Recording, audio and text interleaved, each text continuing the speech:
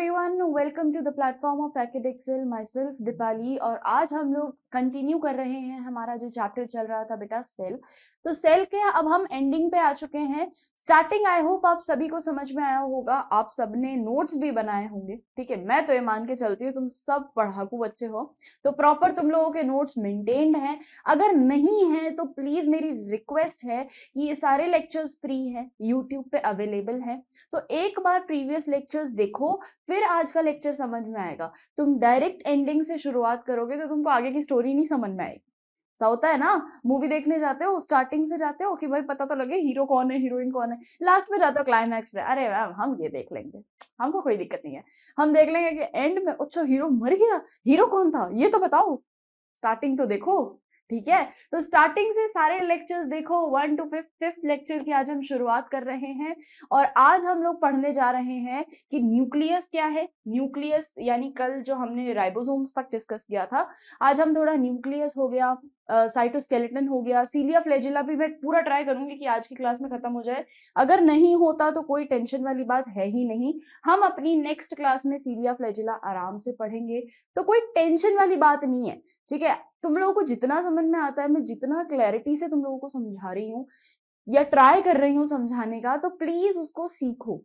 ठीक है, मैं तुम लोगों पे पूरा टाइम इन्वेस्ट कर रही हूँ कि भाई कैसे भी करके चाहे लेक्चर बढ़े पर तुमको समझ में आना चाहिए कॉन्सेप्ट।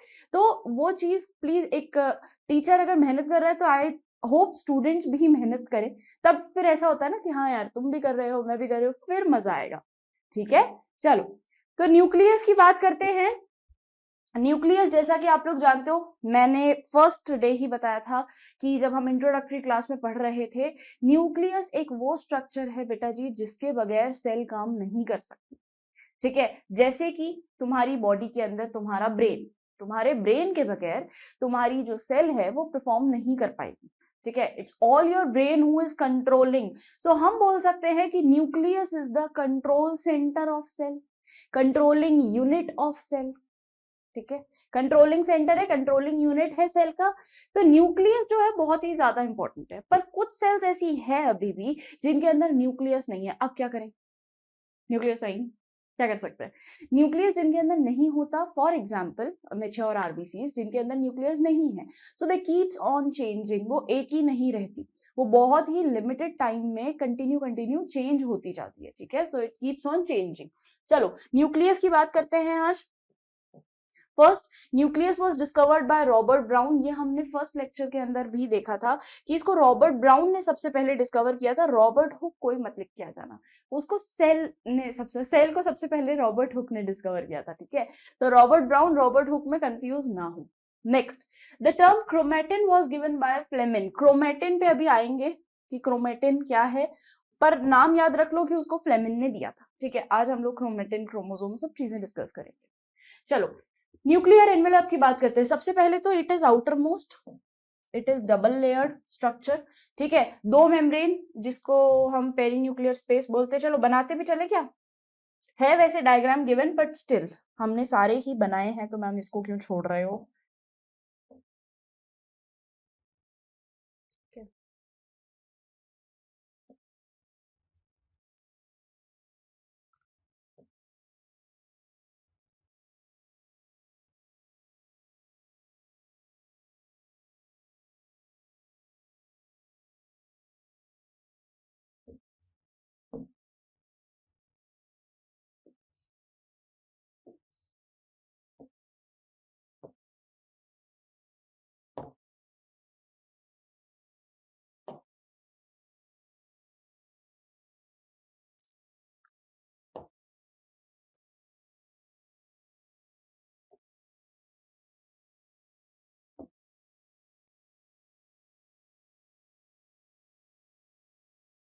आराम आराम से डायग्राम बनाइएगा, कोई इतना जल्दबाजी मत करिएगा, क्योंकि ये ना ये डायग्राम्स कई जो है वो बनते भी नहीं है।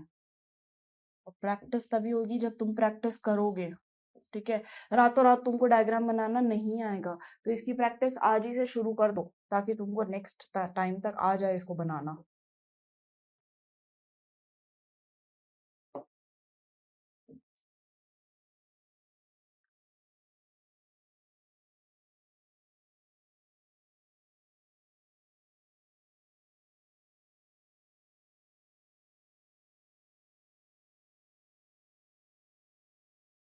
ठीक है, ये थोड़ा सा डेंसर रीजन रहता है, थोड़ा सा एरिया जो है ये डेंस रहता है। डेंस यानी कि यहाँ पे ना मतलब तुमको ये गाढ़ा दिखेगा, मतलब अगर मैं इसको स्टेन करके विजिबल देखूंगी तो मुझे ये डार्कली स्टेन दिखेगा, थोड़ा सा डेंस रीजन है ना क्योंकि ये, तो ये मुझे डार्कली स्टेन्ड दिखेगा कंपेरेटिव टू पूरे न्यूक्लियस के। एक एक चीज को मार्क करेंगे, पहले मेरे साथ बनाते जाओ फिर एक एक चीज को मार्क करते हैं, ठीक है।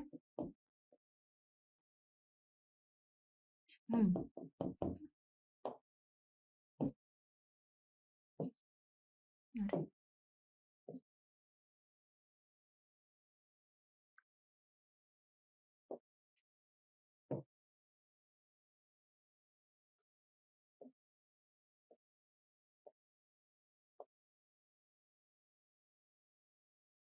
ठीक है, कुछ इस तरीके का स्ट्रक्चर विजिबल है। स्ट्रक्चर में देखना कोई डाउट दिक्कत ना हो।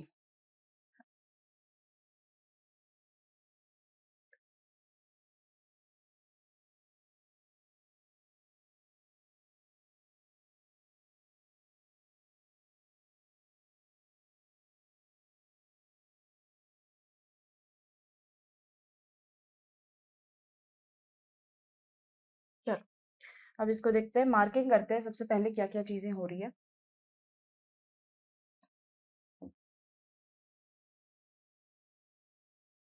फर्स्ट, ये हमारी आउटर लेयर,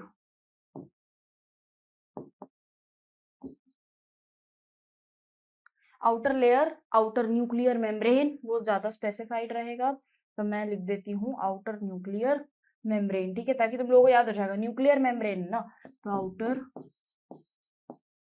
न्यूक्लियर मेम्ब्रेन। फिर उसके बाद आता है आपका इसके जस्ट अंदर वाली लेयर, अब ये आउटर है तो अंदर वाली इनर हो जाएगी, तो इनर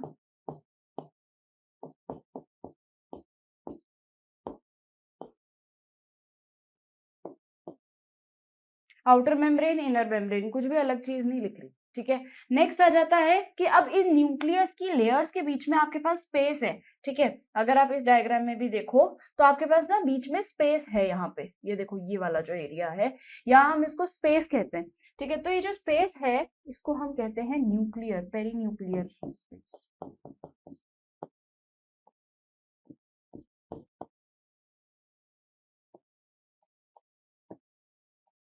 खाली जगह, ठीक है। नेक्स्ट आ जाता है, अब देखो बच्चे, न्यूक्लियस का अगर मैं प्लाज्मा या फ्लूइड कहूं, जैसे सेल का फ्लूइड इज साइटोप्लाज्म, न्यूक्लियस का फ्लूइड इज न्यूक्लियोप्लास्ट, नाम सोच के देखना, गलत नाम बोल रही हूँ क्या। जहां पे ये सारी चीजें प्रेजेंट है इसको हम न्यूक्लियोप्लास्ट कह दें, न्यूक्लियोप्लाज्म। कुछ गलत है न्यूक्लियोप्लाज्म कहने में, इसको बताओ जल्दी से। न्यूक्लियोप्लाज्म कह सकते हैं इसको। जितना भी मैं सेल के प्लाज्मा, सेल का फ्लूइड कहती हूँ तो मैं उसको साइटोप्लाज्म कह देती हूँ, तो न्यूक्लियस का फ्लूइड इज न्यूक्लियोप्लाज्म, सिंपल चीज, ठीक है। अगला आता है, मैंने बताया ये डेंसर रीजन, ये जो मैंने डॉट डॉट्स एक्स्ट्रा बनाए हैं, this is a little bit denser region और इसको हम कहते हैं न्यूक्लियर लेमा।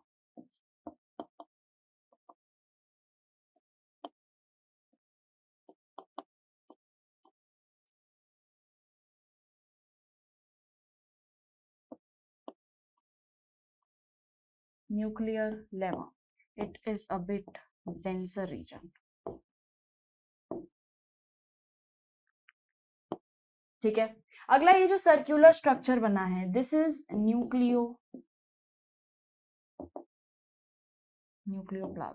हाँ न्यूक्लियोप्लाज्म तो हो गया, न्यूक्लियोलस।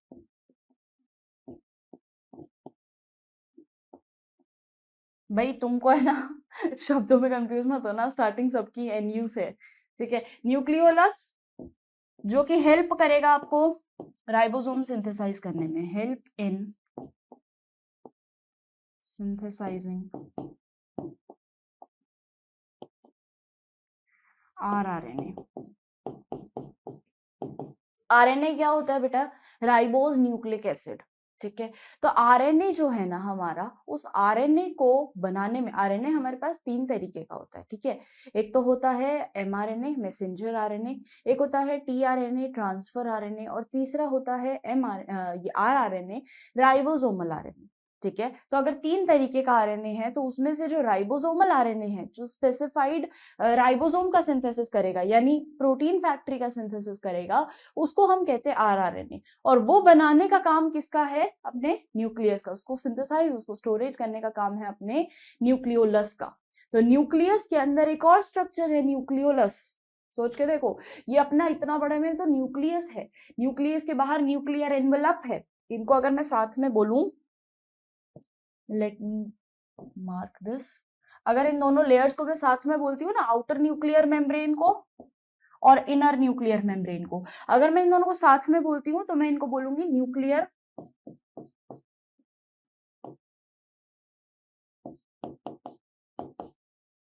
एनवेलप।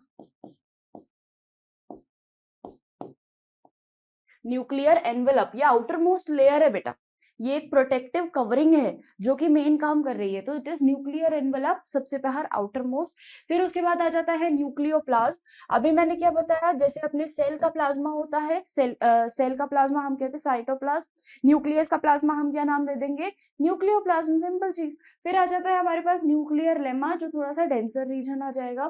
फिर आता है न्यूक्लियोलस, न्यूक्लियोलस हो जाता है अपना आरआरएनए सिंथेसाइज करने वाला आदमी, आरआरएनए सिंथेसाइज करेगा। ठीक है। अब सेंटर वाली चीज मार्क करते हैं, जो मैम आपने इतने सारे धागे धागे बना दिए, इनको हम कहते हैं क्रोमेटिन।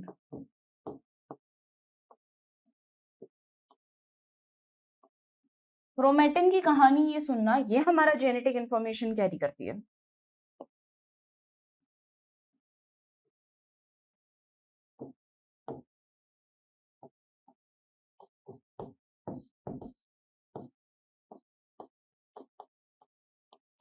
Carry genetic information. देखो हुआ क्या है कि क्रोमेटिन थ्रेड्स की कहानी सुनना। पहले तो हुआ क्या था कि इस न्यूक्लियस के रीजन में हमारा अब जेनेटिक मटेरियल भी है। अब कुछ भी हो सकता है, मैं अब अगर ह्यूमंस का बोलूं तो डीएनए होगा, पर कई प्रोटिस्ट और कई माइक्रोब्स ऐसे थे, जैसे वायरस वगैरह, बैक्टीरिया की अगर मैं बात करूं तो हालांकि उनके अंदर तो हम कह सकते हैं कि मैडम न्यूक्लियस ही इतना वेल डिफाइंड नहीं था।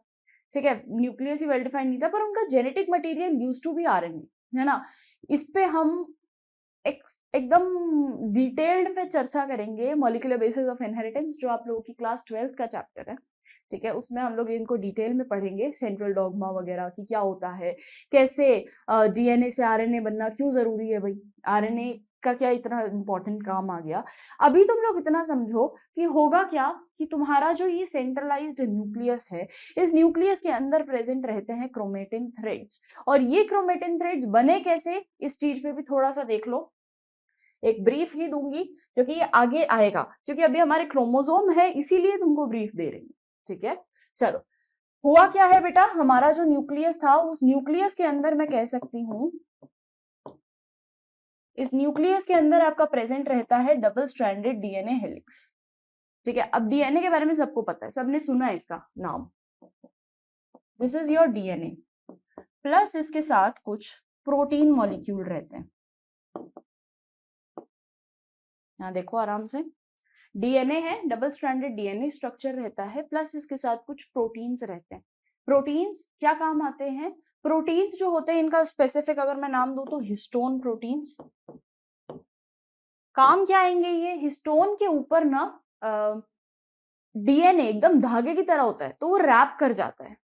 ठीक है, एकदम पतला धागा है, वो उसके ऊपर रैप कर जाएगा। एक तुम ऐसे समझो कि बॉल है, बॉल के ऊपर ऊन, ऊन देखी है ना सबने, वो एक बॉल होती है, और उसके ऊपर अगर आप रैप करते जाओ कंटिन्यूअस, तो एक कैसा ग्लोब स्ट्रक्चर बन जाता है ना। वैसा ही काम होना है कि एक हमारे पास हिस्टोन प्रोटीन है, उस हिस्टोन प्रोटीन के, ये देखो इसको मैं यहाँ बना देती हूँ, एक हिस्टोन प्रोटीन है, इस हिस्टोन प्रोटीन के ऊपर डीएनए क्या कर दिया, खटाखट खटाखट खटाखट रैप कर दिया। ठीक है, अभी तो मैंने उतना डेंसली कॉइल किया नहीं, डेंसली या मैं कह सकती हूँ कि कंडेंस्ड कॉइलिंग। कंडेंस मतलब कि पास पास पास पास में उसको कॉइल करती रहूं। ठीक है, अभी मैंने दूर दूर दूर दूर कॉइल किया है, तो उस चक्कर में क्या होगा कि ये धागे की फॉर्म में एक स्ट्रैंड बनेगा। ठीक है, कैसा स्ट्रैंड बनेगा? देखो कि मेरे पास एक और हिस्टोन हिस्टोन हिस्टोन, मेरे पास बहुत सारे हिस्टोन्स हैं, एक ही नहीं है, और उसके ऊपर इस तरीके से डीएनए रैप्ड है। कैसा लग रहा है ना, धागे जैसा? दिस इज योर धागा, दिस इज योर धागा, this is chromatin thread, chromatin thread. अब ये है आपके क्रोमेटिन थ्रेड, ये एक धागा है। अब ये धागा क्या होगा बेटा जी? ये कंडेंस होगा, ये कॉइल होगा, कॉइल एंड कंडेंस। कंडेंस म्हणजे पास पास आ जाएगा, एकदम पैकिंग होने लग जाएगी इसकी। पैकिंग होगा तो ये कैसा दिखेगा? देखो, पैकिंग होता है तो ये ना ऐसा सा दिखने लग जाता है।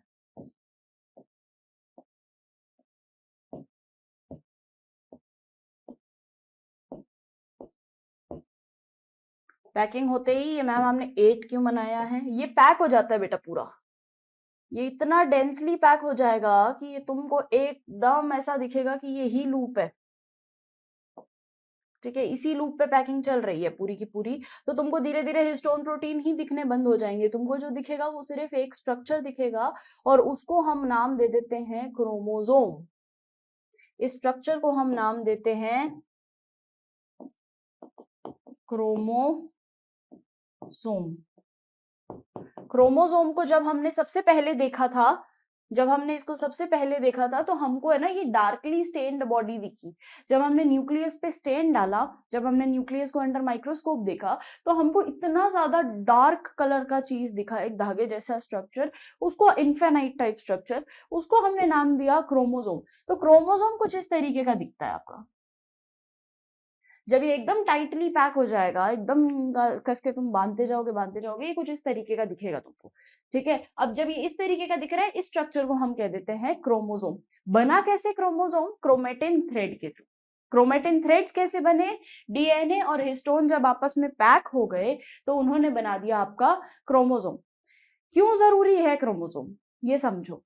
क्रोमोसोम जो है, या अगर मैं कहूं डीएनए जो है, ये मैंने बनाया नहीं है। डीएनए सिंथेसिस के लिए इट इज रिक्वायर्ड कि मेरे पेरेंट्स का डीएनए मेरे अंदर आएगा।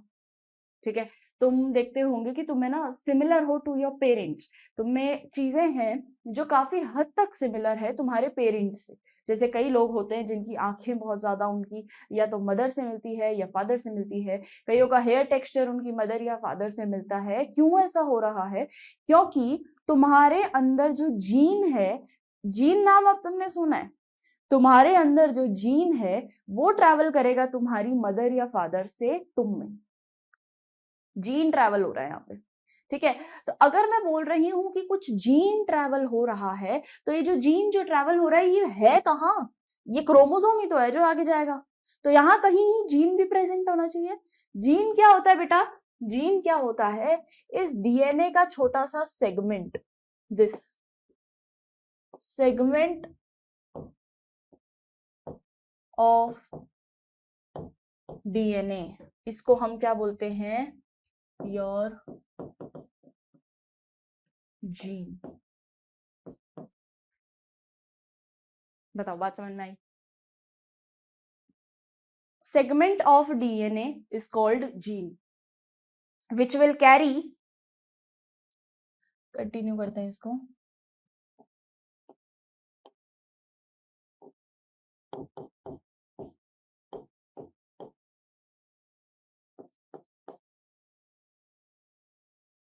इंफॉर्मेशन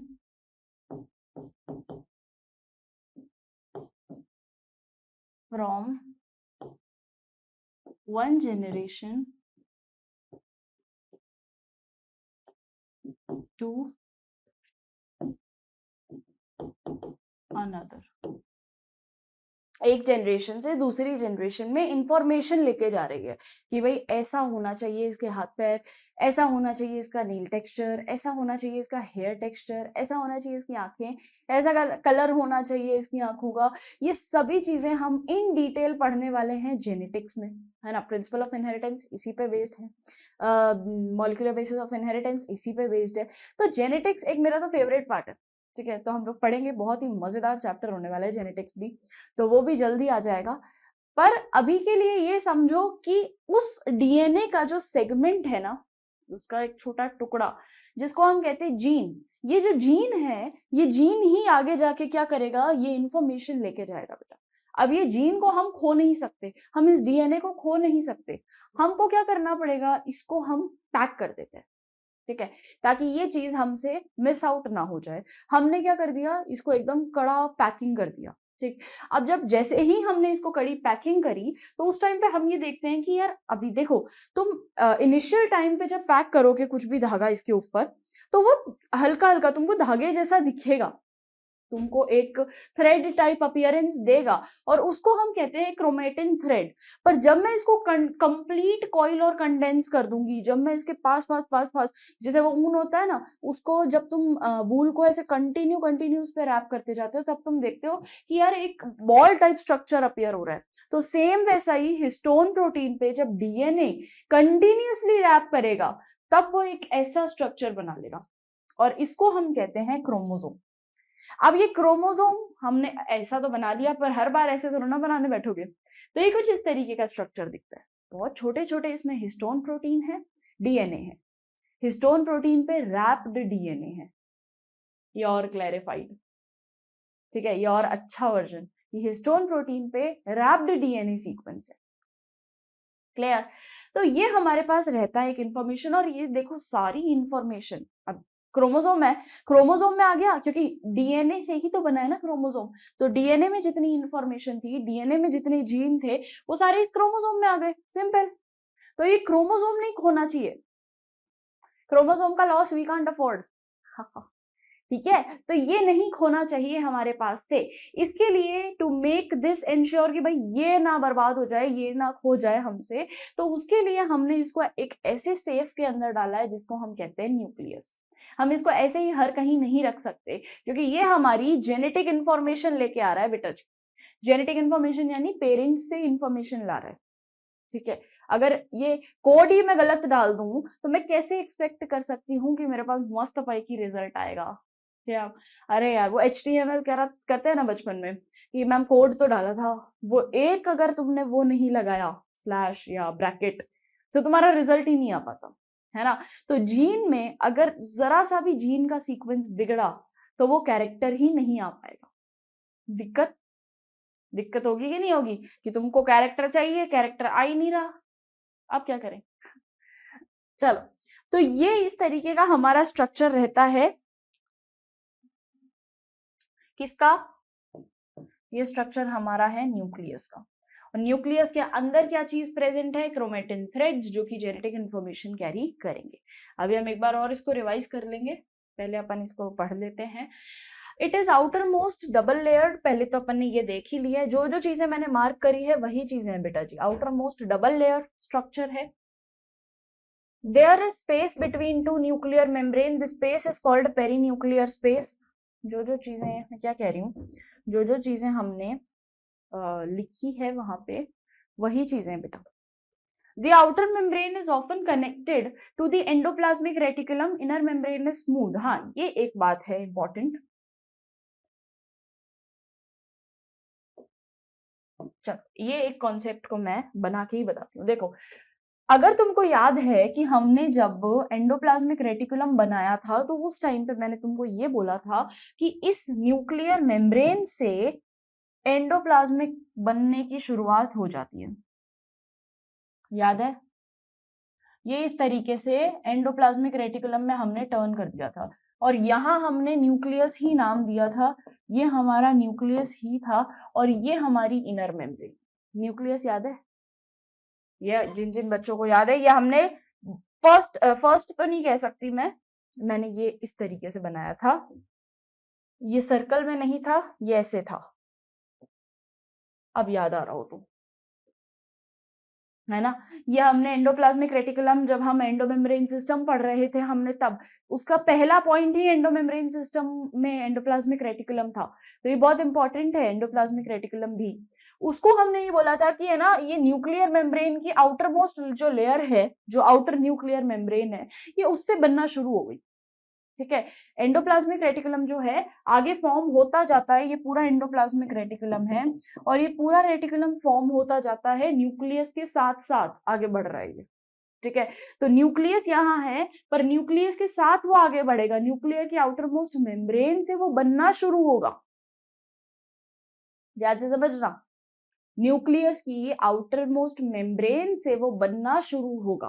तो न्यूक्लियस की आउटर मोस्ट मेम्ब्रेन है यहाँ पे, ठीक है, इससे ये बनना शुरू होगा। हमने गलत नहीं बोला था, हमने गलत नहीं पढ़ा था। Now all you have to do is you have to connect two points, कि जब हम न्यूक्लियस पे बात कर रहे हैं, ठीक है, ये हमने बोला, यही सेम पॉइंट यहाँ है कि outer membrane is connected with endoplasmic reticulum, inner membrane is smooth.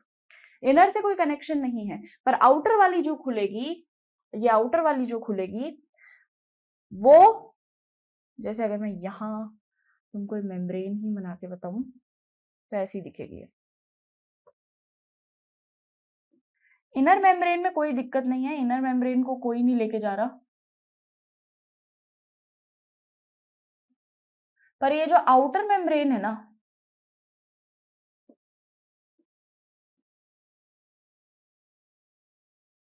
पर ये जो आउटर मेम्ब्रेन है, ये आउटर मेम्ब्रेन बाहर की तरफ एंडोप्लाज्मिक रेटिकुलम बना देगी। अब मैं येलो येलो से बना दिया है, पर तुम कंफ्यूज मत हो जाना। ये देखो, ये इनर है, ये इनर है, इनर वाली पे कोई इफेक्ट नहीं हो रहा है, ये इनर लेयर है, इस पे कोई इफेक्ट नहीं हो रहा। जो बाहर, जो ये तो स्मूथ ही है, अंदर वाली पे कोई इफेक्ट नहीं है, तुम देखो ये स्मूथ ही रहेगी, पर बाहर वाली जो मेम्ब्रेन है, that is outer most membrane, वो बाहर एंडोप्लाज्मिक रेटिकुलम बनाना शुरू कर देगी। सो inner membrane is smooth,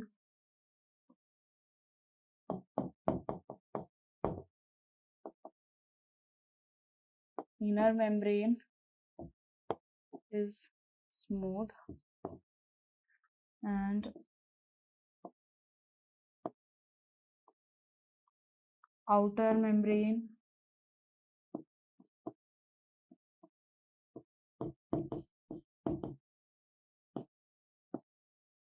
starts formation of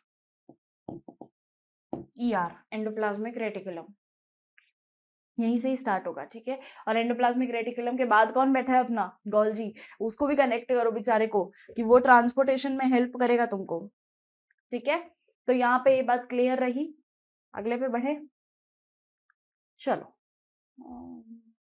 okay, ये देख लो, ये न्यूक्लियोप्लाज्म आ गया है, न्यूक्लियर एनवेलप आ गया, इसलिए साथ में ही मार्क कर दिया, आउटर लेयर इनर लेयर, साथ में न्यूक्लियर एनवेलप मार्क कर दिया है। साइटोप्लाज्म तो बाहर की तरफ रहेगा, न्यूक्लियस अंदर की तरफ है, तो उसका न्यूक्लियस का न्यूक्लियोप्लाज्म आ जाएगा, ठीक है। फिर उसके बाद बात करते हैं न्यूक्लियोलस की। एंडोप्लाज्मिक रेटिकुलम यहाँ से बनना शुरू हो जाएगा, ठीक है। एंडोप्लाज्मिक रेटिकुलम यहाँ से बनना शुरू हो जाएगा बाहर की तरफ। क्रोमेटिन मटेरियल, क्रोमेटिन थ्रेड जो हमारा जेनेटिक इंफॉर्मेशन कैरी करेगी, वो यहाँ पे ये चीज हो ही चुकी है। साइटोप्लाज्म बाहर की तरफ होएगा बेटा, न्यूक्लियस के अंदर नहीं बनाया है मैंने, न्यूक्लियस के अंदर न्यूक्लियोप्लाज्म रहेगा। पर अगर मैं बात करती हूँ सेल की, तो इसके बाहर जितना कंटेंट है, जितनी बड़ी सेल है, वो सारा इसका क्या रहेगा, साइटोप्लाज्म रहेगा, ठीक है। अगर ये हमारी सेल है, इस सेल के अंदर तुम यहाँ न्यूक्लियस बना रहे हो, तो इसके बाहर का जितना फ्लूइड मैट्रिक्स है, वो सारा का सारा साइटोप्लाज्म है। क्लियर? रुको, मैं इससे बना देती हूँ। देखो, अगर ये सेल है, तो सेल का जो न्यूक्लियस है, उस न्यूक्लियस के अलावा जितना मटेरियल रहेगा, वो सारा साइटोप्लाज्म रहेगा, ठीक है।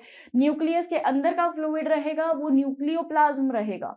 याद रख लेना इस चीज को, क्लास 11th याद रखने वाली चीज है, क्लास 13th या जो ड्रॉपर बच्चे हैं वो पढ़ रहे हैं, 12th के बच्चे जो 11th के कंसेप्ट क्लियर कर रहे हैं, सभी लोग याद रखें, ठीक है। इन डिटेल मैम वीडियो थोड़ा सा जल्दी जल्दी करा दो, क्या हो जाएगा बेटा, जल्दी कराने से दिक्कत ही हो जाएगी कि तुम इंपॉर्टेंट कॉन्सेप्ट्स को हवा में टरका दोगे, ये दिक्कत हो जाएगी, ठीक है। दिक्कत यही है कि तुम लोग उसको पहले भी शायद ढंग से नहीं पढ़े, और अभी भी अगर तुम ढंग से नहीं पढ़ोगे, तो वो फिर पढ़ाई में कभी आएगी ही नहीं चीज। और ये जो वीडियो मैं बना रही हूँ, मैं उस बच्चे के लिए भी बना रही हूँ जो 11th पढ़ेगा, मैं उसके लिए भी बना रही हूँ जो 12th पढ़ेगा, मैं उसके लिए भी बना रही हूँ जो शायद 13th में है या ड्रॉपर है, और वो भी इसको देखेगा। तो ये मेरे को बेसिक से वीडियो बनानी है, मैं ये नहीं कर सकती कि यार ये तो आप लोगों को पता होगा कि न्यूक्लियस होता है, क्रोमेटिन थ्रेड होता है, तो आपको पता होगा। भाई नहीं है, कई बच्चे जिनको नहीं पता, और it is perfect, it is okay. अगर आपको नहीं पता तो यू हैव टू आस्क। देखो, अगर तुम लोग पूछोगे नहीं तो तुम लोग जीवन भर के लिए डम्ब ही रह जाओगे, ये बात का ध्यान रखो। हमेशा हम ये सोचते हैं कि यार भीड़ में पूछे कैसे, पूछ लिया तो हमारी बेइज्जती हो जाएगी कि हाँ ओहो तुमको आता ही नहीं, तुमको ये नहीं पता। ऐसा नहीं होता बेटा। जब तुम पूछोगे तो तुम और ज्यादा इंटेलिजेंट साबित होगे कि हाँ यार देखा मैंने तो पूछ लिया। तुम कॉन्फिडेंट बनो। कोई भी यार क्वेरीज किसी को कुछ भी हो सकती है, मैं ऐसा नहीं बोलती कि बहुत इंपॉर्टेंट कॉन्सेप्ट ही किसी की क्वेरी हो।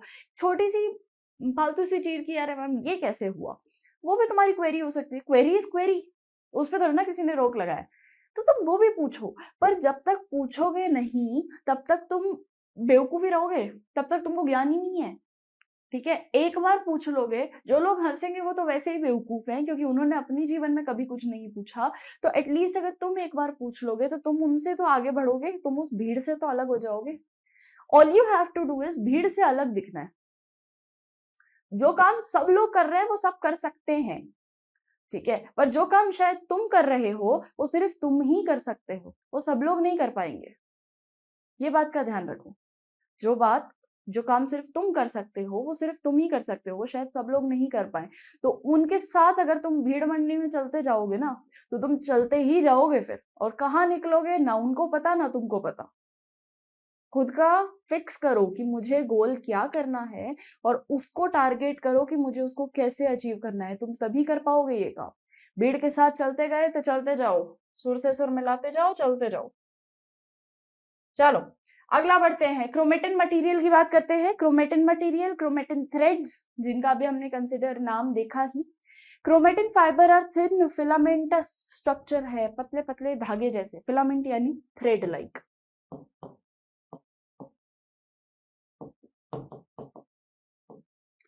कॉइल्ड थ्रेड लाइक स्ट्रक्चर आ ही जाता है, फिर मैं क्यों लिख देती हूँ। लिखने की इतनी आदत हो गई ना, मैं ऐसा लिख देती हूँ अलग ही। चलो, they are stained by basic dyes. Basic dye से स्टेन्ड किए जाते हैं। स्टेनिंग जरूरी क्यों है? ताकि बेटा वो विजिबल हो। कोई चीज अगर एसिडिक है तो वो बेसिक डाई से दिखेगी, तो उसको स्टेन इसीलिए किया जाएगा ताकि वो दिखे। ठीक है।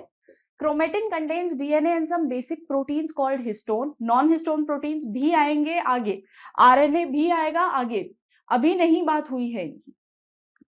अभी मैंने तुमको सिर्फ डीएनए और हिस्टोन प्रोटीन को रैपिंग बताया है, पर इस क्रोमोसोम में आप देखोगे कि आगे चल के ना हमारे पास आएगा कि आरएनए भी था, नॉन हिस्टोन प्रोटीन पार्ट्स भी थे, पर उनको अगर तुम अभी समझने बैठोगे तो तुम पागल हो जाओगे।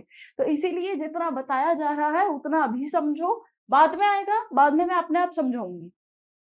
ठीक है, molecular basis of inheritance 12th के अंदर आएगा, तो उसके अंदर हम पूरा समझेंगे। चलो, during cell division, the condensing and the coiling of chromatin occur that give rise to thread-like distinct structure, which later become thick rod-like structure called chromosome.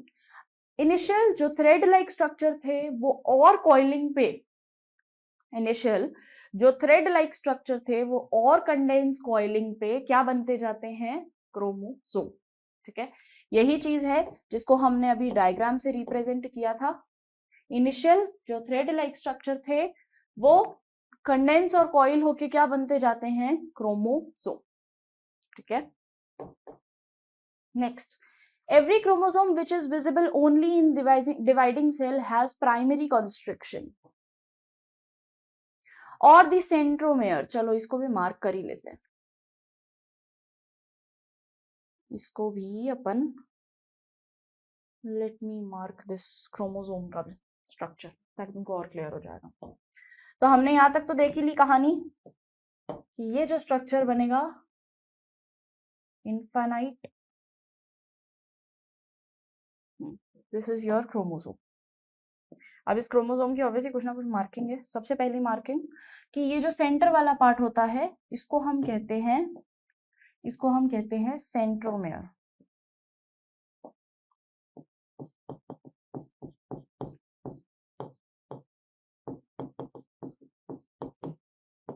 This is called centromere. Centre, primary constriction, connective है बेटा, ऊपर वाले loop का नीचे वाले loop का एक connection है। ठीक है, प्राइमरी कनेक्शन, प्राइमरी कनेक्शन और प्राइमरी कॉन्स्ट्रिक्शन, प्राइमरी कनेक्शन और प्राइमरी कॉन्स्ट्रिक्शन, जहां पे ये दो ऊपर नीचे वाले लूप आके मिलके जुड़ जाएंगे, ठीक है, ये primary not like structure primary constriction है। नेक्स्ट आता है ये ऊपर दोनों लूप्स को भी मैम कुछ तो नाम देते होंगे, ऑफ कोर्स देते हैं, हाँ, इनको क्या नाम देते हैं दोनों को, इनको क्या नाम दे देते हैं, इसको सेंट्रोमेयर दिया ना, तो इनको वैसा सा ही नाम देते हैं हम, telomere.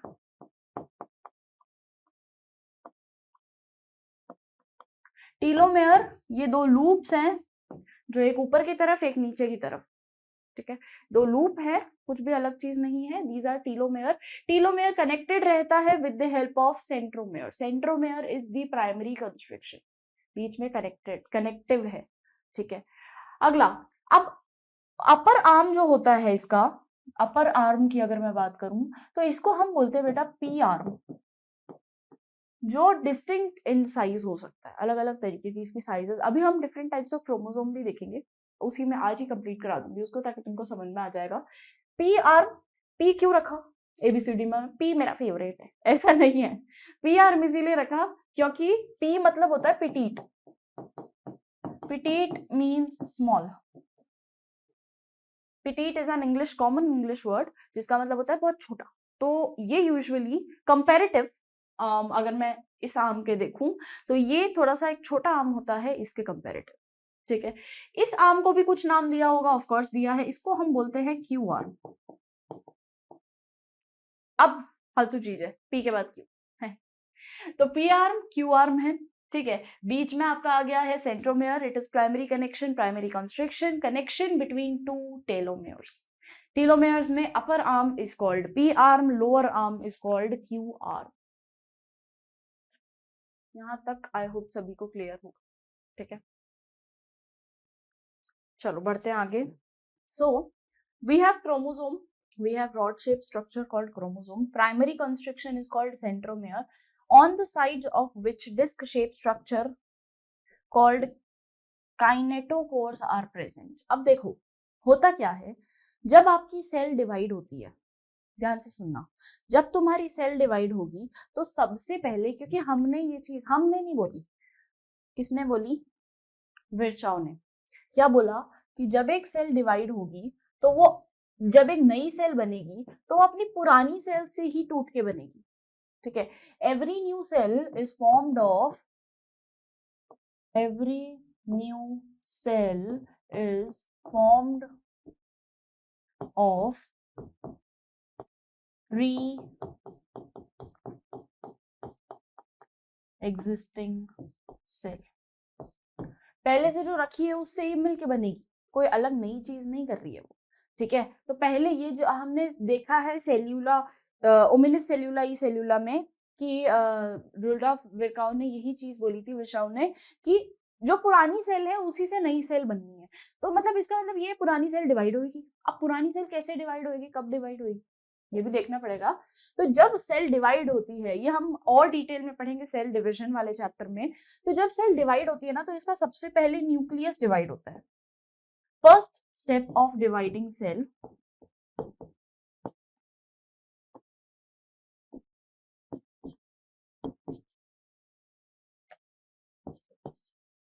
is division of nucleus. आप सोचो, न्यूक्लियस डिवाइड हो रहा है सबसे पहले ये जो सेंटर वाला रीजन जो अभी अपन ने इतना बड़ा बनाया है, इसको पहले डिवाइड करना पड़ेगा, इसको पहले तोड़ना पड़ेगा। तो हम क्या कर देते हैं कि जैसे मान लीजिए ये एक सेल है, इस सेल का अपना कोई न्यूक्लियस तो होगा, डेफिनेटली होगा, ठीक है, इससे दो सेल मिलके बननी है तो इसका अपना न्यूक्लियस होगा। इसका जो न्यूक्लियस होता है, या मैं इस सेल को थोड़ा सा और छोटा बना देती हूँ, इसका जो न्यूक्लियस होता है वो किस तरीके से होता है, देखना, ये सेल है, इसका ये न्यूक्लियस है। अब ये पहले क्या होगा कि ये जो न्यूक्लियस है ना, ये डिवाइड होगा, है ना, और इस डिवीजन के प्रोसेस को, जब न्यूक्लियस डिवाइड होता है, जब न्यूक्लियस बीच से टूटता है और एक ही सेल के अंदर दो न्यूक्लियस हो जाते हैं,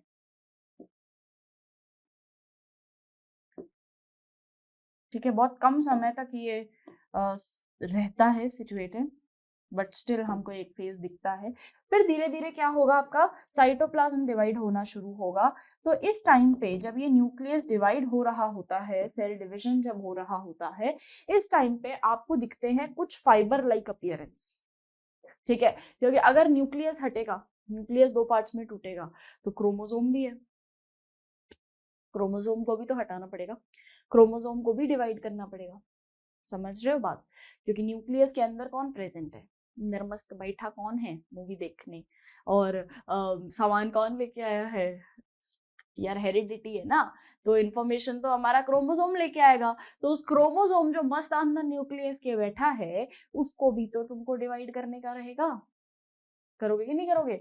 तो उसको जब डिवाइड करना है, न्यूक्लियस को जब डिवाइड करना है, क्रोमेटिन मटेरियल जब डिवाइड होगा, उस टाइम पे तुम ये देखते हो कि यहाँ ना जब क्रोमोसोम एक दूसरे से अलग हो रहे होते हैं, तो वहां कुछ फाइबर्स का फॉर्मेशन होगा, ठीक है, कुछ फाइबर्स बनेंगे। और वो फाइबर्स जब क्रोमोसोम से कनेक्ट होते हैं, तो कौन से पार्ट से कनेक्ट होंगे, क्योंकि ये तो हमारा क्रोमोसोम है, ठीक है, इससे मैं कह रही हूँ कुछ फाइबर्स कनेक्ट होंगे, सम फाइबर्स। उन फाइबर्स का अगर मैं नाम दूं तो उनको कहते हैं स्पिंडल फाइबर्स।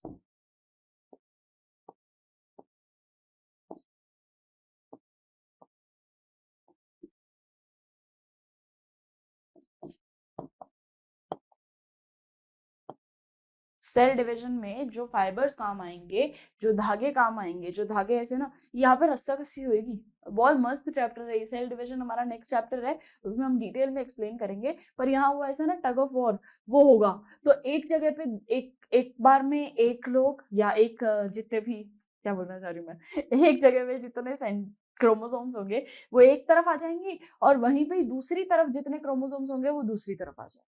तो ये टग ऑफ वॉर चल रहा है, ठीक है। और ये रस्सी जो है ना इनकी, इस रस्सी को हम कहते हैं स्पिंडल फाइबर, ठीक है। तो ये जो रस्सी है, जो वो खींच रहे हैं जोर से, ताकि दो लोग उस तरफ, आधे लोग इस तरफ, तो ये जो सेपरेशन हो रहा है, अब तुम देखते हो ना कि यही सेपरेशन के कारण जो है, दो हम ऐसे ही समझेंगे, इस सेपरेशन के कारण तुम देखोगे दो नई सेल बन गई, दो नए न्यूक्लियस बन गए, यही सेपरेशन है। अब ये जो सेपरेशन चल रहा है ना रस्साकसी वाला, ये स्पिंडल फाइबर से चलता है। अब स्पिंडल फाइबर कहीं ना कहीं क्रोमोसोम से कनेक्टेड तो होगा ही, ठीक है, क्योंकि क्रोमोसोम को ही तो खींच रहा है वो, तो क्रोमोसोम से तो कनेक्टेड होगा है ना। तुम ऐसे सोचो कि एक आदमी है, ठीक है, वो ही टग ऑफ वॉर में तुम क्या करते हो, उस आदमी के ना, मैंने कई बार देखा है, इतने डेस्परेट लोग होते हैं कि वो ना उस आदमी के ऐसे रस्सी बांध देते हैं कमर पे, फिर उसको खींचते हैं, आदमी को खींच रहे हैं कि भाई कैसे भी करके हमारी तरफ आ जाए पार्टी, तो आदमी को ही खींचने लग जाते हैं। तो ये चीज यहाँ भी होगी,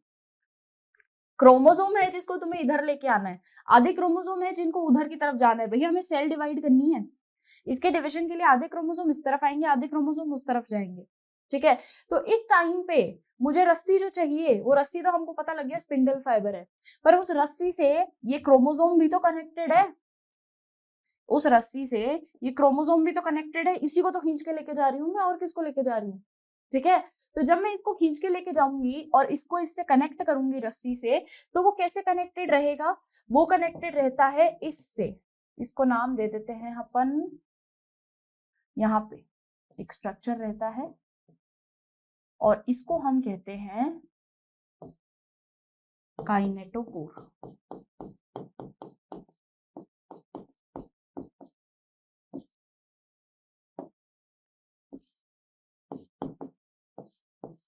काइनेटोकोर, काइनेटोकोर एक धागा, प्रोटीनेशियस धागा है, एक प्रोटीनेशियस कनेक्टिव है।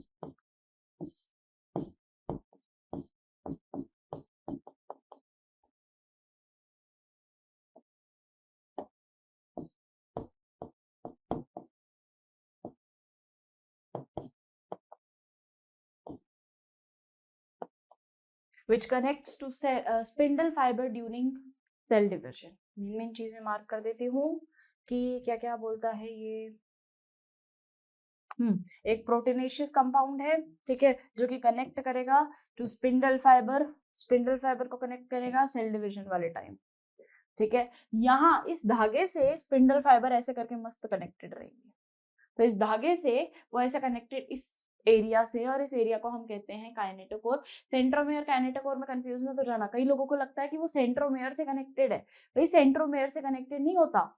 हम जब देखते हैं ना उसको दूर से, देखो तुम अगर इसको दूर से देखोगे, ये कनेक्शन है, तुम इसको दूर से देखोगे तुमको क्या लगेगा कि हाँ ये तो सेंट्रोमेयर से कनेक्टेड होगा, क्योंकि प्राइमरी कॉन्स्ट्रिक्शन तुमने एक ही पढ़ा है, ठीक है।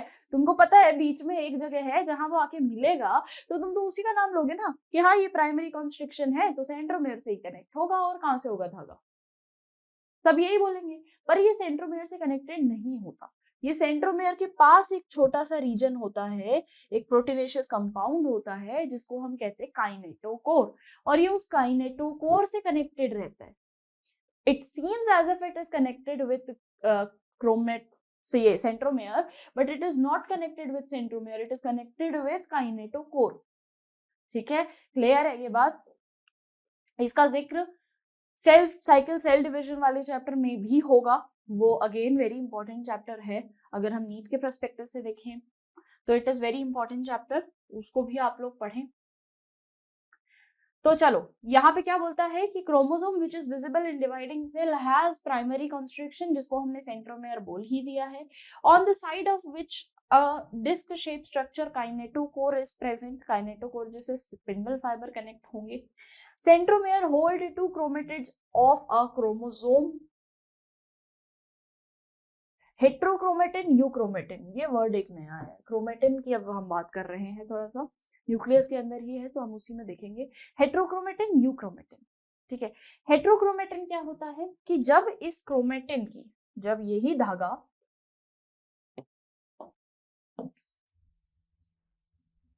ये क्रोमोसोम है और ये आपका क्रोमोसोम है, अरे ये क्रोमोसोम है, इसको बनने में पहले इसको लगा है टाइम, ये धागा था, ये धागे को बनने, इसको बनने में टाइम लगा, ठीक है। तो धागे को इसको बनना है, पूरा कॉइलिंग, ठीक। अब मैं बोल रही हूँ कि अगर इस धागे के अंदर कुछ रीजन्स ऐसे होते हैं जो एकदम टाइटली पैक्ड रहते हैं, कस के उनको बांधा हुआ रहता है, ठीक है। अब तुम सोचो इसमें कुछ जगह होगी जहां वो टाइट पैकिंग होगी, कुछ जगह होंगी जहां एकदम कंडेंस कॉइलिंग होगी, ये कुछ जगह है जहां देयर इज कंडेंस कॉइलिंग। भाई मैं एक धागा बांध रही हूँ इसके ऊपर, है ना, एक वायर अगर मैं इसके ऊपर कंटिन्यूअसली रैप करती जाऊंगी, बस कुछ वायर वगैरह है नहीं अभी, आपको बता देती, वायर अगर मैं इस पे कंटिन्यूअसली रैप करती जाऊंगी तो एक चीज तो ये है कि मैं इसको हल्का हल्का बांधू, हल्का हल्का, ठीक है, मतलब लाइट लाइट लाइट लाइट, यानी ये बंद तो रहा है पर ये ऐसा ना हल्का हल्का बंध रहा है, जैसे ये ऐसा ऐसा हल्का हल्का बंध रहा है। एक मैंने क्या कर दिया, इसको कंटिन्यू टिक टिक टिक टिक टिक टिक, अब तुमको दिखेगा नहीं, देखो ये है लाइटली कॉइल्ड, ये है कंडेंसली कॉइल्ड, टाइटली कॉइल्ड, ठीक है। ये इतना पास पास बंध चुका है कि जब मैं इसको अंडर माइक्रोस्कोप ऑब्जर्व करती हूँ तो मुझे क्या दिखता है कि ये वाला एरिया, कुछ कुछ एरियाज क्रोमोसोम्स के जो हैं वो एकदम डार्क, अलग ही डार्क नजर आ रहे हैं, कुछ हुआ ना हुआ उनमें अलग प्रकार से अपनी डार्क नजर आ रहे हैं। तो ये एक्स्ट्रा डार्क क्यों नजर आ रहे हैं मुझे, ये एक्स्ट्रा डार्क क्यों नजर आ रहे हैं मुझे, क्योंकि यहाँ पे कॉइलिंग बहुत ज्यादा कंडेंस्ड है, कॉइलिंग कंडेंस्ड यानी यहाँ पे जो वो पैकिंग है वो एक्स्ट्रा टाइट पैकिंग है, वो एक्स्ट्रा टाइट पैकिंग है। तो जब तुम कोई चीज, जैसे धागा है ना, या रस्सी है, तुम एक जगह रस्सी ऐसी बांधो जो हल्की सी बांध रहे हो, ठीक, एक जगह तुम ऐसी बांधो एकदम टाइट रस्सी, और एकदम पास पास, स्पेस ही मत छोड़ो बीच में, ठीक है। अब तुम दोनों पे पानी डाल के देखो, वो इजीली इवेपोरेट हो जाएगा, वही उसका, उसमें कलर भी नहीं आएगा। पहले वाली में जो हमने हल्की हल्की रस्सी बांधी थी, हमने जैसे ही उसकी कॉइलिंग को इतना टाइट कर दिया कि अब तुम उस पे जब कलर डालोगे तो रस्सी सारा का सारा वो सोख लेगी जितना भी उसमें कलर है, सारा का सारा कलर उसमें सोख लेगी। तो ये जो स्ट्रक्चर होता है ना, जब उसमें कंडेंस कॉइलिंग हो जाए, तो जब वहां कंडेंस कॉइलिंग हो जाती है, इस कंडेंस कॉइलिंग को हम कहते हैं हेट्रो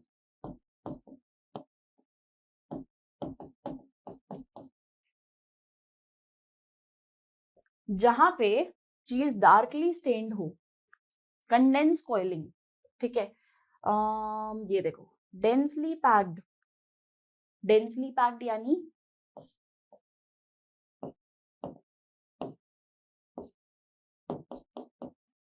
कंडेंस कॉइलिंग। तो उस टाइम पे ये जगह जो है हमको एक्स्ट्रा डार्क विजिबल होती है।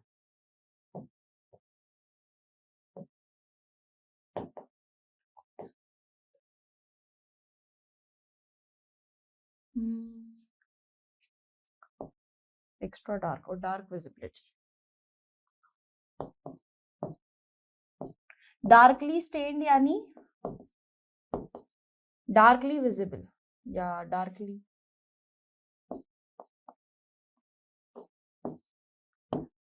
नजर आ रही है पूरी प्रॉपर, डार्कली स्टेन्ड है। तुमको गाढ़ा, वो जहां पे तुमने रस्सी एकदम टाइट बांधी ना, वहां तुमको कलर भी नजर आएगा, पूरा आएगा, क्योंकि वो रस्सी ने सारा पानी और सारा कलर एब्जॉर्ब कर लिया अपने अंदर, ठीक है। पर कुछ एरियाज ऐसे होंगे जहां पे ये चीज ज्यादा टाइटली पैक्ड है ही नहीं, कुछ एरियाज जहां हल्की हल्की पैकिंग है। अब ऑब्वियसली बात है वो लाइटली स्टेन्ड है, लाइटली स्टेन्ड, ये ज्यादा कलर रखेंगे ही नहीं अपने पास।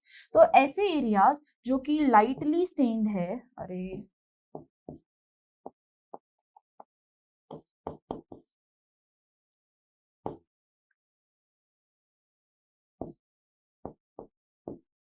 ऐसे एरियाज जो बहुत ज्यादा लाइटली स्टेन्ड रहते हैं, जिनमें लाइट ही कॉइलिंग होती है, लूज कॉइलिंग।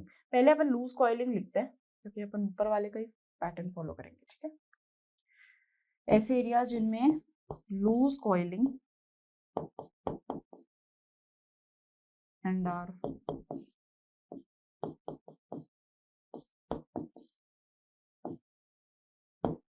लाइटली स्टेन्स, बहुत हल्के हल्का स्टेन है ये, ऐसे एरियाज को हम कहते हैं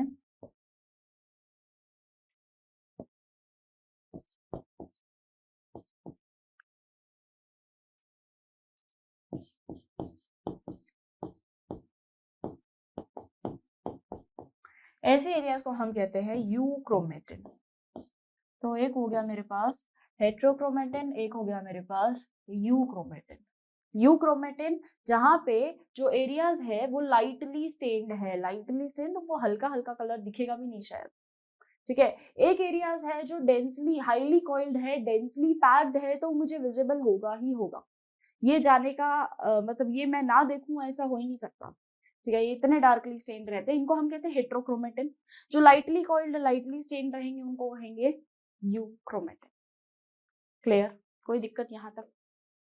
ये दो बातें हमने को लिखित में भी दी है कि यूक्रोमेटिन कौन सा होगा। अब देखो, जो कि it is deeply stained, oh deeply stained नहीं, it is less deeply stained, less तो पढ़ा ही नहीं, लेस डीपली स्टेन्ड या लेस स्टेन्ड भी बोल सकते हो। Part of chromatin start with the DNA sequence stain, हाँ ठीक है। Uncoiled state, loosely packed, main बात पे आते हैं। It is loosely packed, it is densely packed, it is darkly stained, it is deeply stained, euchromatin, heterochromatin. Simple, basic. Euchromatin, heterochromatin. Clear? चलो, अब आता है न्यूक्लियोलस। न्यूक्लियस पे वापस आते हैं। ये तो बीच का एरिया हो गया, थ्रेड, क्रोमेटिन थ्रेड का स्ट्रक्चर बता दिया, क्रोमोसोम का स्ट्रक्चर बता दिया, ये सब तो सेंटर की बात होगी। अब थोड़ा सा इसके बाहर रेंज पहुंचाते हैं और हमको मिलता है nucleolus. Nucleolus is round dense darkly stained organelle without any membrane. तुम देखोगे न्यूक्लियोलस के बाहर मैंने कोई एक्स्ट्रा मेम्ब्रेन नहीं बनाई, न्यूक्लियस का ही हिस्सा है न्यूक्लियोलस, इसके बाहर कोई मेम्ब्रेन नहीं होती, ठीक है। न्यूक्लियस का ही हिस्सा होता है ये। It is darkly stain without any membrane, कोई मेम्ब्रेन नहीं है। फंक्शन ऑफ न्यूक्लियोलस की अगर मैं बात करूं तो क्या काम रहेगा इसका, ये प्रोवाइड करता है मशीनरी फॉर प्रोटीन सिंथेसिस, यानी इट स्टोर्स rRNA और फॉर्म्स और synthesise, help in synthesising rRNA। rRNA ma'am capital R लिख दूं तो क्या दिक्कत है, दिक्कत है। स्मॉल से उसको रिप्रेजेंट किया जाता है जीवन भर से, तुम suddenly capital R capital M capital T ले आओगे, साइंस बिगाड़ने आ गए। तो rRNA जैसा लिखा जाता है, ट्राई करो तुम वैसा ही लिखो, ठीक है, ज्यादा दिमाग ना लगाएं, जैसे हैं वैसे ही रहें। चलो, तो राइबोसोमल प्रोटीन्स को स्टोर कर रहा है ये, प्रोटीन सिंथेसाइजिंग राइबोसोम्स फैक्ट्री है। rRNA is ribosomal RNA। अगर लिखना हो एक्स्ट्रा तो यहाँ लिख लेना छोटा सा पॉइंट, राइबोसोमल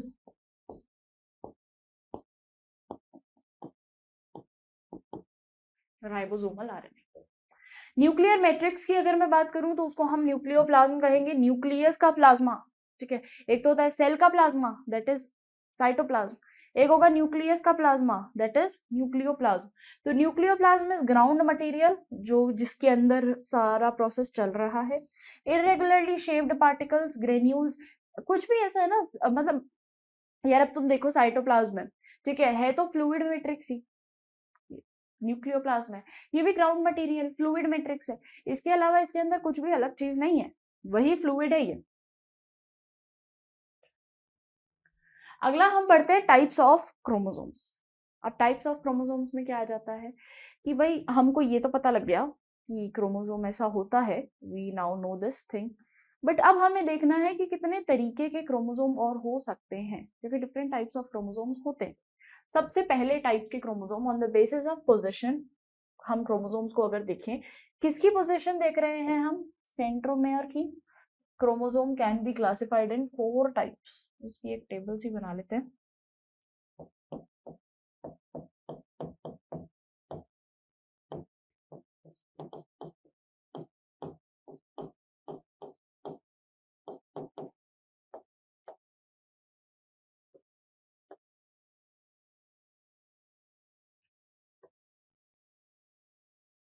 एक एक को समझेंगे, ठीक है। चलो, टाइप्स ऑफ क्रोमोसोम में सबसे पहला आता है, क्योंकि अलग अलग शेप है बेटा जी, और कुछ भी नहीं है, अलग अलग है ना, तुमको शेप नजर आएगी। वैसे मैंने इमेज बनाया है पर तब भी हम बना लेते हैं। पहला इज मेटासेंट्रिक, सेकंड इज सब मेटासेंट्रिक, तीसरा इज एक्रोसेंट्रिक और चौथा इज टीलोसेंट्रिक। मैं पीछे बनाती जा रही हूँ, समझते जाना। पहला is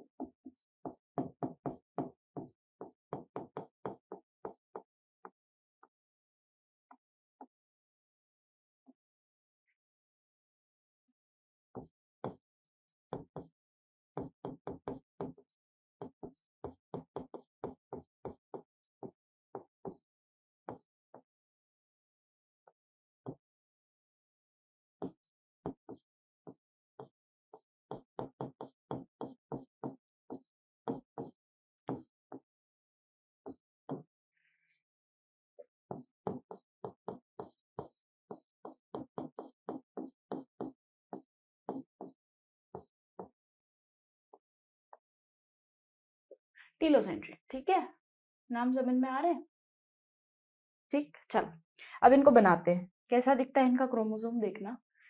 depending types of chromosome क्या है कि भाई सेंट्रोमेयर का साइज बदलेगा, या फिर जो अपना वो है, क्या बोलते हैं इसको, टीलोमेयर्स, उनका साइज डिफरेंट एज इन कि कुछ में टीलोमेयर इक्वल साइज के होंगे, कुछ में टीलोमेयर जो है हम कह सकते हैं एक छोटा एक बड़ा है, कुछ में टीलोमेयर, अब छोटा आर्म कौन सा होगा ये तुम बता सकते हो।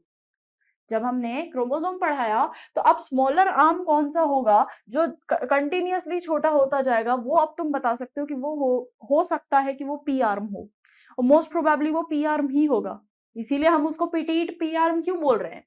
मेटासेंट्रिक में क्या होता है बेटा, ये कुछ इस तरीके का होता है, both the arms are equal, थोड़ा छोटा बनाती हूँ यार, मेरे को लिखना भी है, both the arms are of equal size.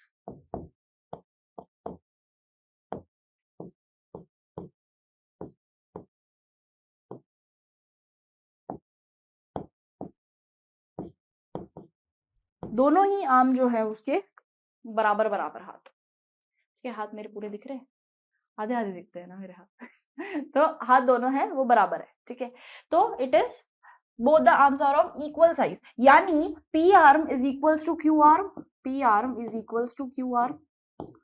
थोड़ा सा तुम्हारा मैथ्स डाल दो, फिजिक्स डाल दो, P Q R S T उसी में आते हैं ना। चल अगला सब मेटासेंट्रिक। अब देख होगा क्या कि मैं क्या करती हूँ, अपर आर्म जो हमारा पी आर्म है, this was P, this was Q, इस पी को मैं और छोटा छोटा करती जाऊंगी, ठीक है, तो पी को छोटा छोटा बनाते जाओ। कैसे बनाओगे इसको, एक में क्या कर देते हैं सब मेटासेंट्रिक में, इसको थोड़ा सा स्मॉलर, इसको थोड़ा बड़ा कर देते हैं। अभी ज्यादा स्मॉल नहीं हुआ है पी आर्म, ठीक है, तो वन आर्म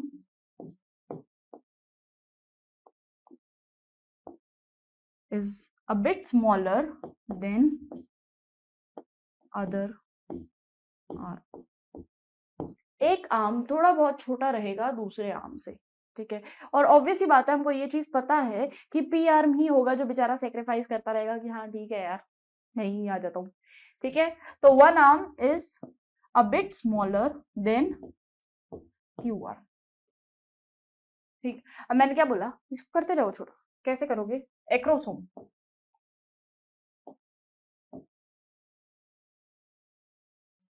देखो पी आर्म या वन आर्म, क्योंकि हम इतने टाइम से वन ही लिख रहे थे ना, one arm is very small than other arm, एक आर्म और ज्यादा छोटा होता जा रहा है, यानी P is very very very less than Q, ठीक है, एकदम ही एकदम ही छोटा हो गया। अगला टीलोमेयर, इसमें इट इज नेग्लिजिबल, गायब ही हो गया, गायब होने की कगार पे आ गया, ये है ही नहीं। इसको हम कई बार बोल देते कि P arm sometime is not visible, P arm दिखता ही नहीं है, तो इट इज वन आर्म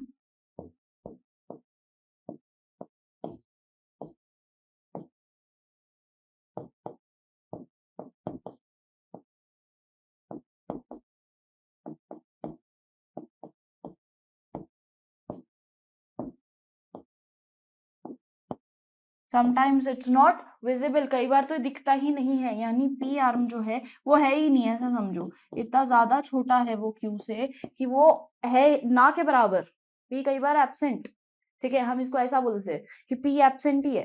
अब तुम अगर इनकी शेप देखो, ये देखो, अब पढ़ते भी हैं एक बार ताकि इनकी शेप भी समझ में आ जाएगी, इसको रीड करते हैं। सबसे पहला metacentric, it is in which the middle, the centromere is in middle, या मैं बोल सकती हूँ दोनों arms are equal, forming equal arms of chromosome.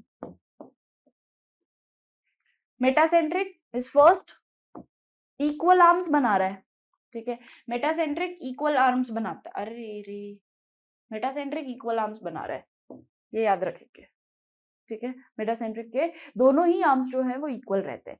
Second आता है सब मेटासेंट्रिक, सब मेटासेंट्रिक जो होता है, सब metacentric is the centromere which is slightly away from the middle of the chromosome, resulting in one short and one long arm। एक तो छोटा सा है टिंगू सा और एक बहुत बड़ा सा आर्म है, एक तो छोटा सा एक बहुत बड़ा सा आर्म है, P is smaller than Q, ठीक। थर्ड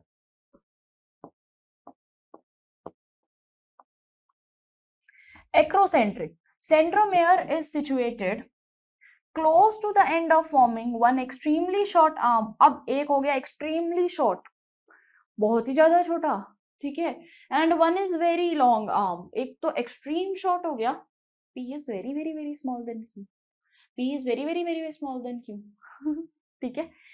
नेक्स्ट फोर्थ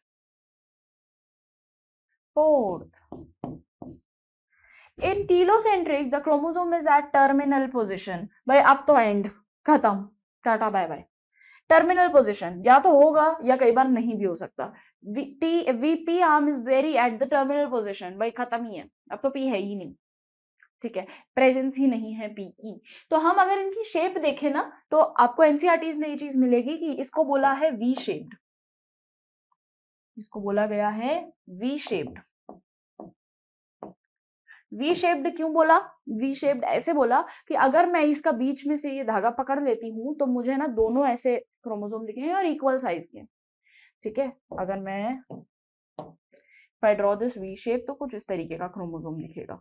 मैंने इसको तो बीच से पकड़ लिया और दोनों क्रोमोसोम को ऐसे ऊपर या नीचे ऐसे उठा के देखा तो मुझे वी स्ट्रक्चर दिखा, ठीक है। तो वो जो वी है वो ये है। चलो अगला आता है, तो this is V shape. Second is, किसे लिखा है मैंने, पिंक से। दिस इज जे, जे तो नहीं है, जे तो वो है, this is L shaped. L shaped यानी एक हिस्सा तो इसका इन्वर्टेड एल कह लो, या अगर मैं इसको अपोजिट एंड में डाल के देखूं तो ये कुछ इस तरीके, एक हिस्सा बहुत बड़ा है, एक हिस्सा बहुत छोटा है, एल शेप्ड ऐसा।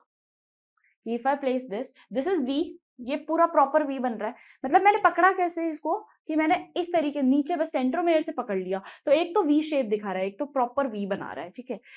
ये वी है। नेक्स्ट आ जाता है मेरे पास एल शेप। एल शेप यानी कि मैंने क्या कर दिया, उसको पकड़ा तो यहीं से ही है, अभी भी सेंट्रोमेयर से पकड़ा, पर एक आर्म मेरे पास इतना छोटा सा है, एक आर्म मेरे पास बहुत बड़ा है, ठीक है। One arm is very big, one arm is very small, तो ये मेरे पास एक एल शेप बना देगा। This is L shaped. Third आता है मेरे पास एक्रोसेंट्रिक के अंदर कौन सी शेप आ जाएगी, जे शेप्ड। जे शेप्ड यानी इस तरीके से, ये दिख रहा है हल्का हल्का जे शेप से बनाती हूँ। मतलब one arm is very small, very very small then the other arm, one arm is extreme small then the other arm, थोड़ा सा जे अपीयरेंस है, ठीक है। लास्ट आ जाता है आई शेप्ड। ये तो दिख ही रहा है, इस पे तो क्या ही दिखाना, एक आर्म इतना बड़ा है और एक तो है ही नहीं ये आई बना रहा है ना, आई शेप्ड। तो ये आपकी एनसीईआरटीज में गिवन है, V shaped, L shaped, J shaped, I shaped, तो इनको याद रख लेना, ठीक है।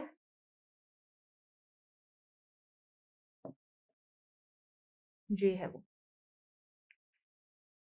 जे। चलो अगला, ये देखो कुछ इस तरीके का, टीलोसेंट्रिक आ गया, एक्रोसेंट्रिक आ गया, मेटासेंट्रिक आ गया, सब मेटासेंट्रिक आ गया।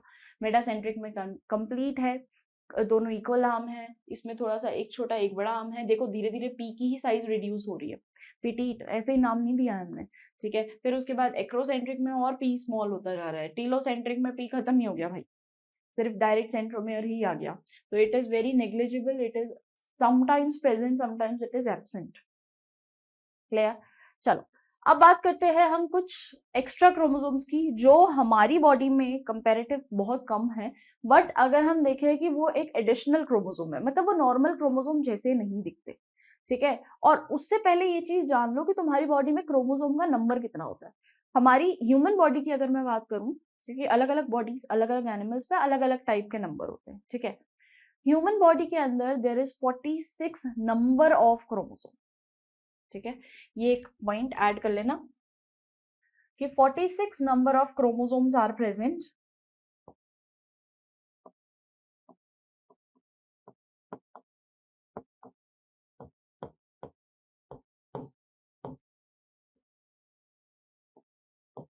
In human.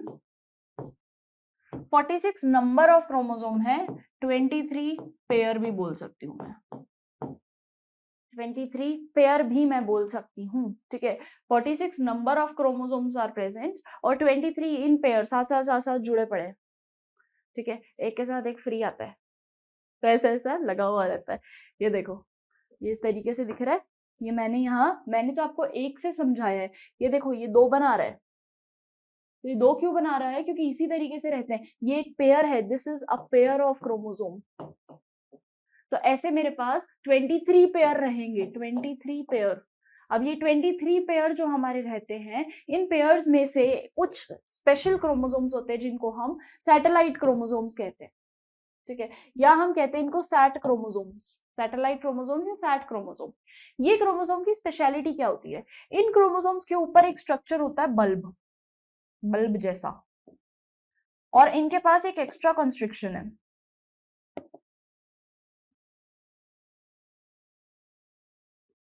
इनके पास एक एक्स्ट्रा कॉन्स्ट्रिक्शन है। जहां हमारे पास सिर्फ एक ही कॉन्स्ट्रिक्शन था, वहां इनके पास दो दो कॉन्स्ट्रिक्शन है। तो यहाँ देखो, यहाँ तुम्हारे पास अब दो कॉन्स्ट्रिक्शन आ गए। हमारे पास, हमको पहले सिर्फ एक ही कॉन्स्ट्रिक्शन के बारे में पता था, this is new, this is something new. ठीक है, तो हुआ क्या है कि ये हमारे पास प्राइमरी कॉन्स्ट्रिक्शन है जिसको हम सेंट्रोमेयर बोलते ही आ रहे हैं, centromere. This is your primary constriction.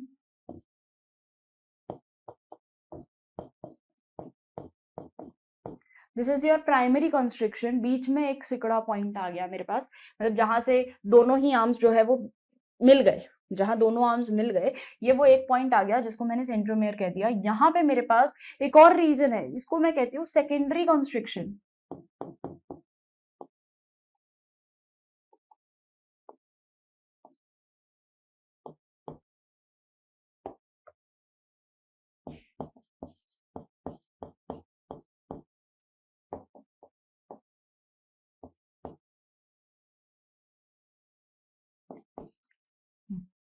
ये हमारे पास आ जाता है सेकेंडरी कॉन्स्ट्रिक्शन, जहां पे एक ऊपर एक बल्ब टाइप स्ट्रक्चर है। इस बल्ब टाइप स्ट्रक्चर को हम कहते हैं satellite,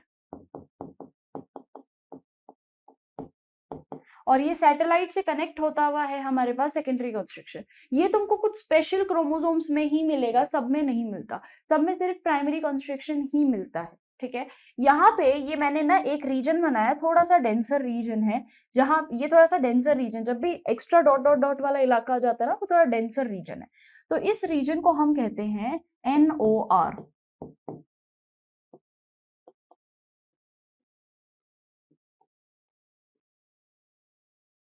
nucleolus organising region. Nucleolus organising reason.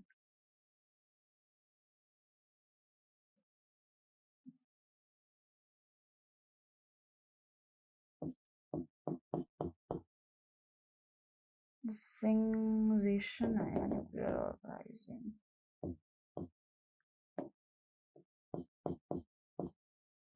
Nuclear organising unit या न्यूक्लियर ऑर्गेनाइजिंग रीजन, जिसको हम कहते हैं NOR रीजन। NOR का इलाका है ये। यहाँ हमारे पास ये थोड़ा सा डेंसर एरिया है। ठीक है, it is a bit dense, और इसके पास प्रेजेंट रहते हैं rRNA।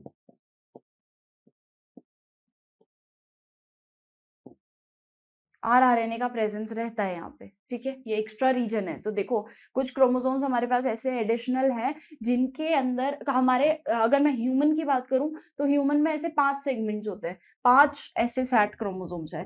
तो human have, in human there are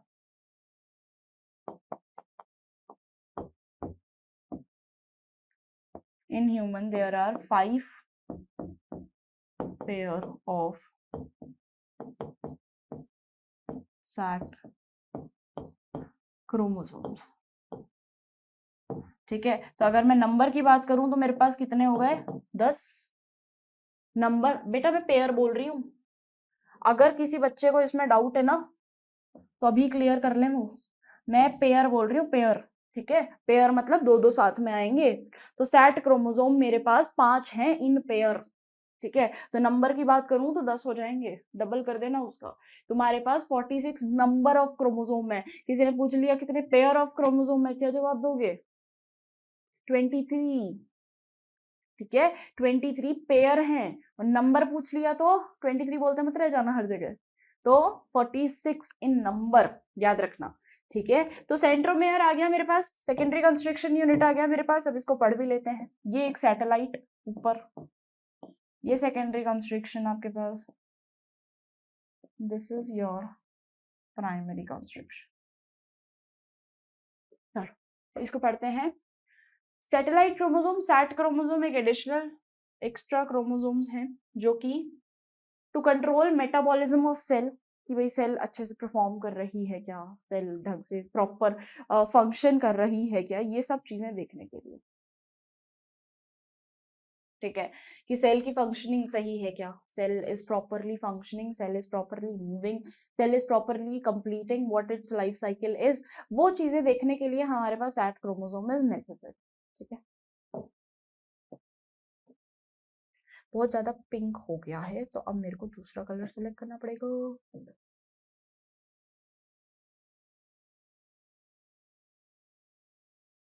ये इसमें दिखेगा,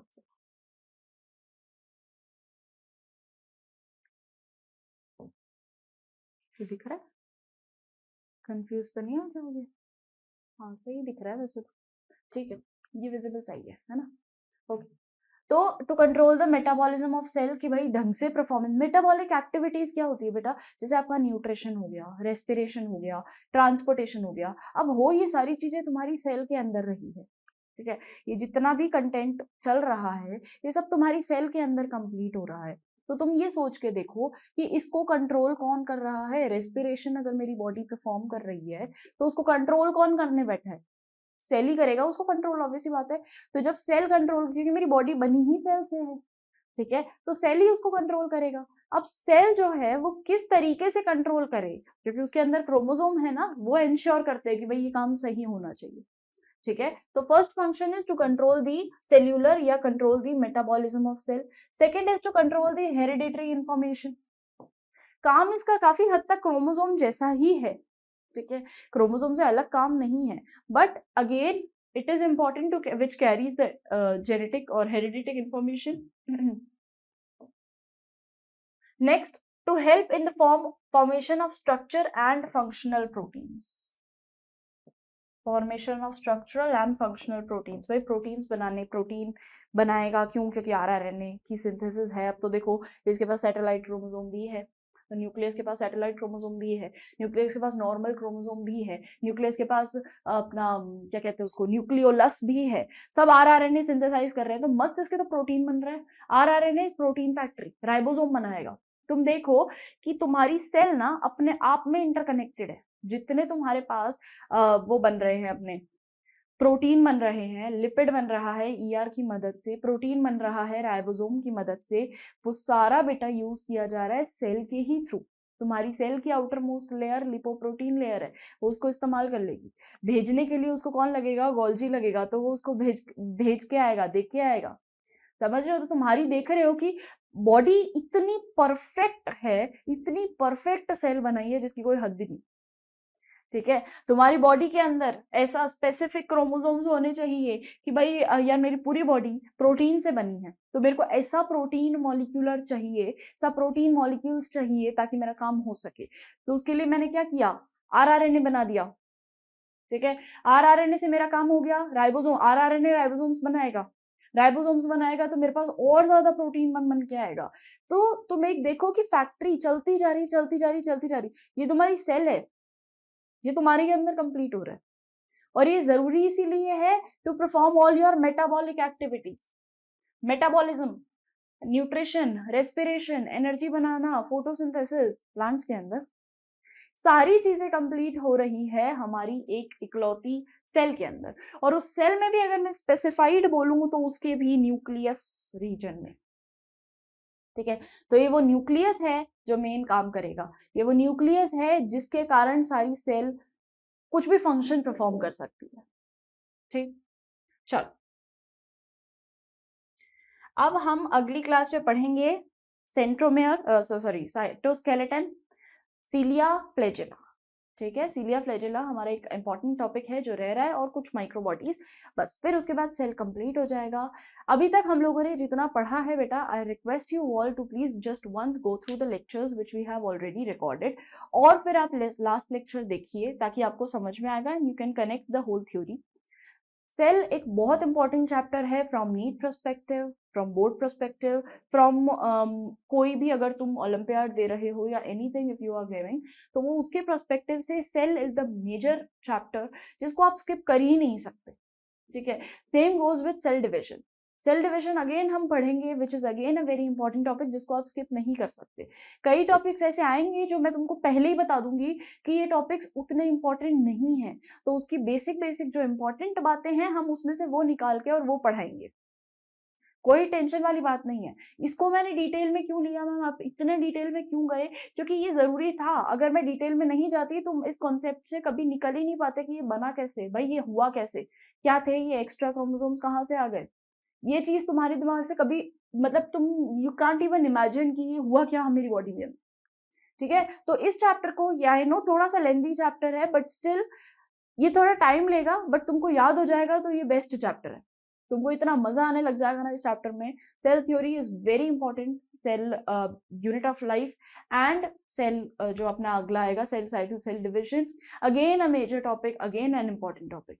डाइवर्सिटी में मैं तुमको खुद ही बता दूंगी, ये याद कर लो, तुम्हारा काम हो जाएगा। पर जो मैं बोल रही हूँ which is important, so please do consider it. एक बार उसको ढंग से पढ़ो, ढंग से रिवाइज करो। फ्री लेक्चर्स है एकेडेक्सल प्लेटफॉर्म पे, इस चैनल पे आपको फ्री मिल जाएगा, आप इसको सब्सक्राइब कर लो। कुछ भी नहीं करना तुमको, सिर्फ बेल आइकन को क्लिक करना है, सब्सक्रिप्शन हो गया, सिंपल। सब्सक्राइब कर लो, सब्सक्राइब करने पे डेली अपलोड होगी वीडियोस, तो उसको चेक करो, अपने नोट्स कंप्लीट करो। और नोट्स में भी अगर आपको कुछ भी दिक्कत होती है तो टेलीग्राम चैनल पे विजिट करो, जो भी डिस्क्रिप्शन बॉक्स में गिवन है, सारी चीजें तुमको गिवन है, सारा मटेरियल तुमको गिवन है। All you have to do is just get a search of it, एक बार बस देख के आओ उसको कि हुआ क्या, क्या है, क्या चल क्या रहा है एकेडेक्सल पे। तो एक बार बस देखो, सारे टीचर्स से गो थ्रू हो, बहुत मजा आने वाला है तुमको, लर्निंग एकदम आसान बनने वाली है तुम्हारी। ठीक है, चलिए, ऑल द बेस्ट स्टूडेंट्स, कल मिलते हैं नेक्स्ट लेक्चर के साथ।